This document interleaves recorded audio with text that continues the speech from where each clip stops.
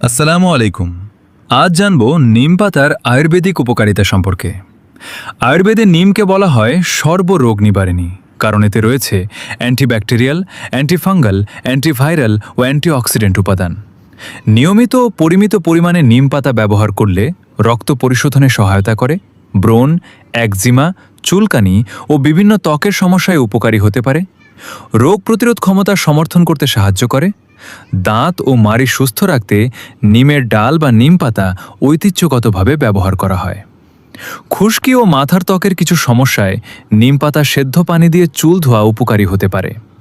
আয়ুর্বেদে হজম শক্তি উন্নত করা এবং শরীরের বিষাক্ত পদার্থ দূর করতে নিমের ব্যবহার উল্লেখ রয়েছে। কিছু গবেষণায় দেখা যায় নিম রক্তে শর্করা নিয়ন্ত্রণে সহায়ক ভূমিকা রাখতে পারে, তবে এটি ডায়াবেটিসের ওষুধের বিকল্প নয়। সতর্কতা: অতিরিক্ত নিম পাতা খাওয়া ক্ষতিকর হতে পারে। গর্ভবতী নারী, শিশু এবং যাদের দীর্ঘমেয়াদী রোগ রয়েছে তারা চিকিৎসকের পরামর্শ ছাড়া নিয়মিত নিম সেবন করবেন না।